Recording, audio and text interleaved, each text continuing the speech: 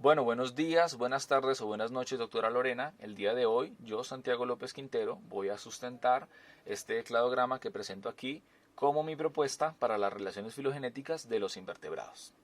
Pues para ello, vamos a comenzar por este lado, por los metazoos, entendidos como organismos heterótrofos, eucariotas, pluricelulares y tisulares. Y partiendo de los metazoos, vamos a tener esta primera diferenciación entre los parazoos y los eumetazoos. Y esta diferenciación se debe a que los parazoos no son considerados verdaderos metazoos, ya que carecen de tejidos tisulares verdaderos, carecen de tejidos verdaderos.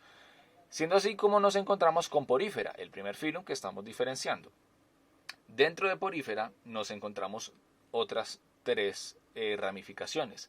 La primera de ellos, la clase calcárea, que se caracteriza por poseer calcáreas con carbonato de calcio. Luego tenemos a la clase hexactinélida, que se caracteriza por ser esponjas vítreas con espiráculos de sílice de 6 radios. De ahí el nombre de hexa. Tienen espiráculos de sílice de 6 radios. Por último, nos encontramos la clase Demospongie, que entonces encontramos que son también esponjas con espículas de sílice, pero que a diferencia de hexactinélida, estas Demospongie no poseen 6 radios de sílice.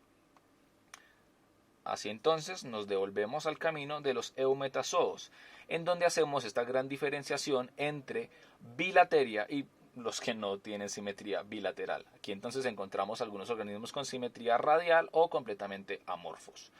Siguiendo por esta línea nos encontramos entonces la diferenciación entre los nidarios y los ctenóforos, siendo su principal carácter morfológico de diferenciación que los nidarios poseen una fase polipoide, mientras que los ctenóforos carecen de ella por completo. Otra característica que separa ctenófora de nidaria es que los ctenóforos poseen coloblastos, que son entonces unas estructuras adherentes en sus tentáculos. Siguiendo un poco con los nidarios, nos encontramos que la primera clase de nidarios que vamos a diferenciar es la clase hidrozoa.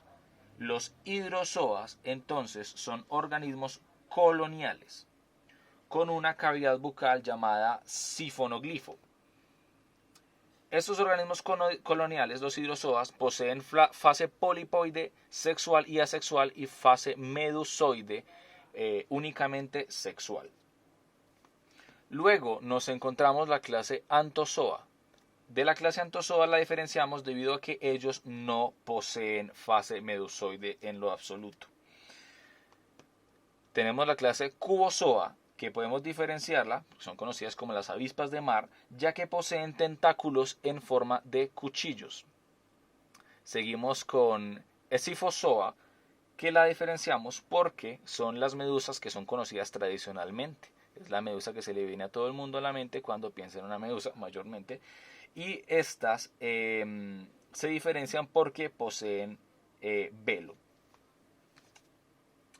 Siguiendo un poco entonces por nuestra organización de bilateria, nos encontramos a los deuterostomados y los protoestomados. La diferencia entre los deuterostomados y los protoestomados es que los deuterostomados originan el ano primeramente a partir del blastoporo, mientras que los protoestomados originan primero la boca del blastoporo. Siguiendo un poco con los deuterostomados, nos encontramos entonces con los equinodermos, que son organismos sin cefalización, con cuerpo redondeado, cilíndrico o con forma de estrella.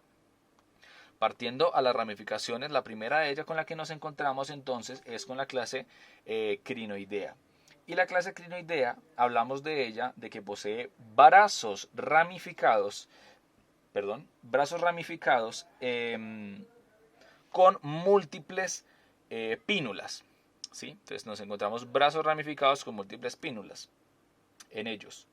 Luego seguimos entonces con Asteroidea, la clase más común, la que más referencian las personas cuando se hablan de los equinodermos.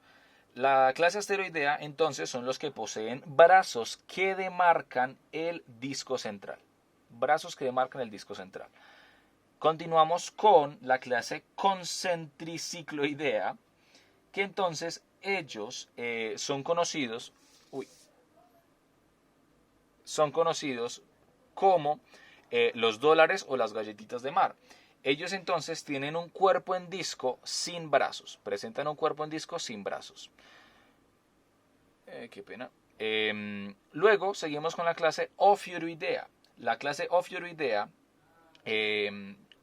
son diferenciados de los demás, ya que ellos poseen también 5 brazos, pero estos brazos, como mínimo 5 brazos, pero estos brazos no demarcan el disco central. No demarcan el disco central. Son los que tienen aspecto de trapeador. Lo siento, profe, pero yo me los aprendí así. Luego seguimos con Equinoidea. Entonces es la clase a la que pertenecen todos nuestros amiguitos los ericitos de mar. Y ellos se diferencian porque son globulares y no poseen brazos. Globulares no poseen brazos. Finalmente tenemos entonces la clase Holoturoidea, en donde se encuentran los pepinos de mar. Y esa es su característica principal. Tienen forma de pepino, son cilíndricos, y no poseen brazos tampoco. Entonces así damos por finiquitado nuestro filoequidermata. Seguimos entonces con protostomia y nos vamos por este lado de aquí arriba, en donde encontramos, directamente diferenciamos a Ecdysozoa. ¿Y cómo vamos a diferenciar a Ecdysozoa? Pues resulta que ellos poseen una cutícula externa y crecen por medio de mudas. A este sistema se le denomina ecdysis y de ahí es de donde parte su nombre de Ecdysozoa. Si nos vamos por este lado encontramos ya a Spiralia. Y los organismos en Spiralia entonces se consideran por Spiralia porque poseen una segmentación embrionaria en forma de espiral, cosa que pues, su contrario no posee. Y dentro de Spiralia encontramos dos divisiones que fueron Natífera y Platitrocozoa. Natífera entonces la diferenciamos porque ellos poseen aparatos bucales esclerotizados complejos compuestos por quitina. Así entonces llegamos a el filum rotífera. Por este lado, siguiendo, encontramos a Platitrocozoa. Entonces, Platitrocozoa es una diferenciación un poco más organizacional debido a estudios moleculares y a métodos cladísticos más modernos. Entonces, por eso encontramos Platitrocozoa, que a su vez se diferencia en Roufozoa y Lophotrocozoa.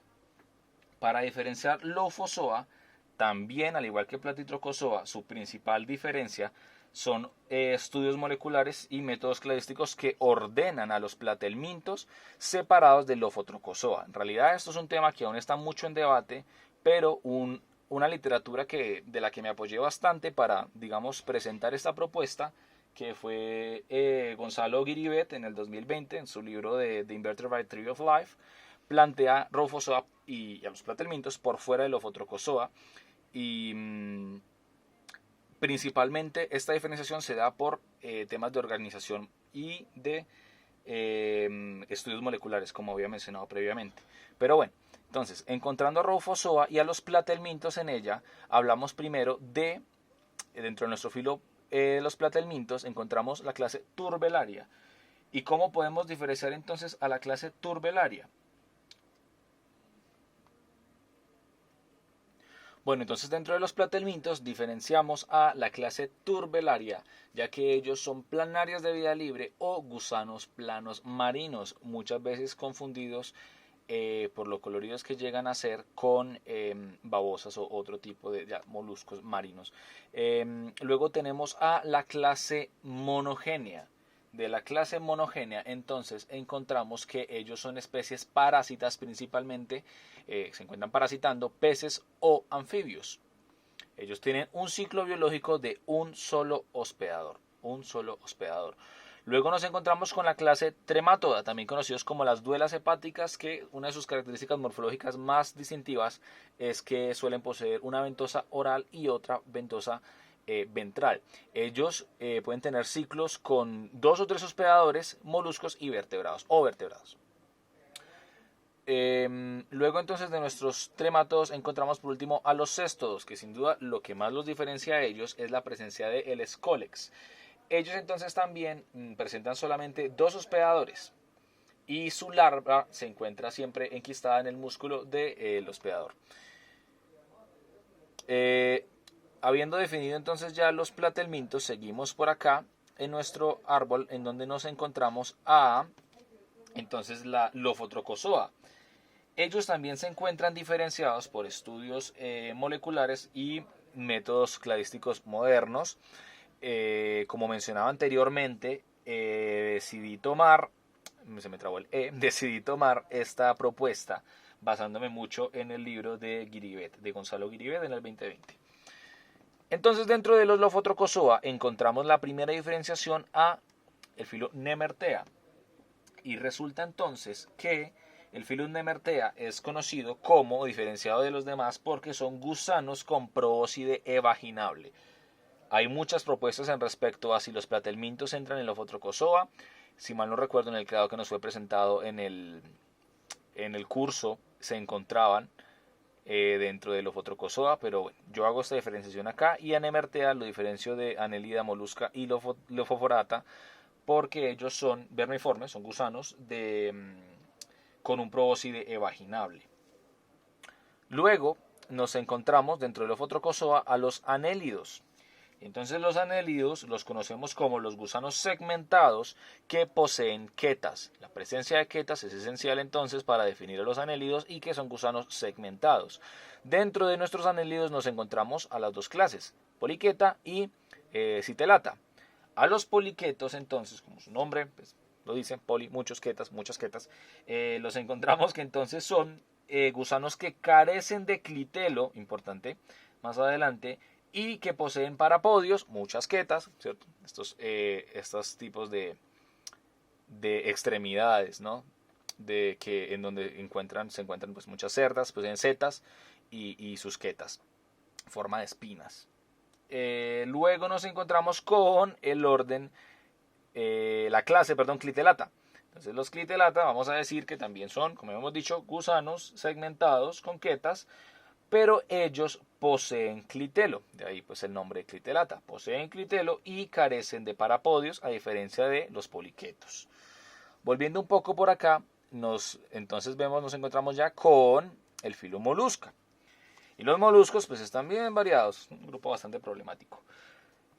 Los primeros de ellos que nos encontramos son Aplacóphora. Y Aplacóphora entonces encontramos que son organismos vermiformes, forma de gusano, que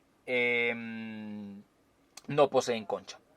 No tienen concha. Los aplacóforos no tienen concha. Ese es su carácter, digamos, que lo diferencia de los demás. Luego nos encontramos la clase poliplacófora. Entonces estos organismos poseen 8 placas dorsales y estas 8 placas dorsales son las que conforman su concha. De hecho parecen isópodos por la forma de la espaldita. Pero no lo son. Nada que ver. Seguimos entonces con gastrópoda. Entonces ellos se reconocen porque, los caracoles, porque tienen una concha univalva en espiral. Pues pueden ser terrestres, digamos que eso pues, es un poco diferente a los demás, pero también se encuentran acuáticos. Seguimos con la clase bivalva, en donde encontramos, su nombre lo dice, organismos con 2 valvas articuladas y unidas. Se encuentran unidas. ¡Ay! Conecta el cargador, un segundo. No.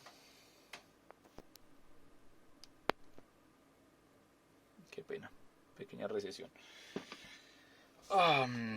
Nos encontrábamos hablando entonces de los bivalvas, que habíamos dicho, tienen 2 válvulas articuladas y unidas, adnadas. Seguimos entonces con la clase escafópoda. Y de los escafópodas encontramos que tienen una concha tubular y un pie cilíndrico. Los escafópodos son también conocidos como lo que tienen su concha es en forma de cuerno, ¿sí? Cuernos de elefante. Luego seguimos entonces por este lado con los monoplacóforos. Y los monoplacóforos entonces son organismos univalvos con pie en forma de disco. ¿Cierto? Univalvos, monoplacóforos, una sola placa. Y por último nos encontramos a mis queridos cefalópodos. Entonces, dentro de los cefalópodos encontramos que ellos tienen una concha alargada, reducida o completamente ausente. Y en ellos encontramos entonces el pie variado en forma de tentáculos o de brazos. Entonces, dentro de ellos pues encontramos a los calamares, a los pulpos, y decir octopuses, a los pulpos y a los náutilos. Saliéndonos entonces un poco y volviendo a la división de Lophotrochozoa, lo último que nos encontramos es esta división de Lophóphora. Y pues como su nombre lo dice, los lofóforos son entonces estos organismos que poseen un lofóforo. ¿Y qué es un lofóforo? Bueno, pues es una estructura que utilizan para alargada, digamos que en forma alargada, que utilizan para diferentes funciones. Estas funciones entonces ayudan un poco a diferenciarlos, como por ejemplo los briozoa, también conocidos como ectoproctos. Nos encontramos que ellos se diferencian y se caracterizan porque son organismos coloniales, sésiles, y tienen un lofóforo en forma de herradura o circular, y es el que utilizan entonces para alimentarse, ¿sí? Es este órgano que utilizan para alimentarse. Siendo sésiles, pues se alimentan un poco mucho de lo que les fluye cerquita.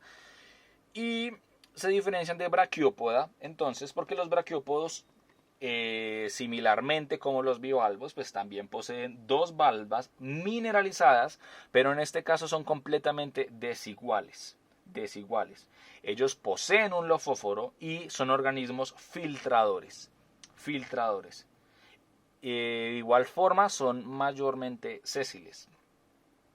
Y entonces así, por fin he terminado la sustentación, profesora.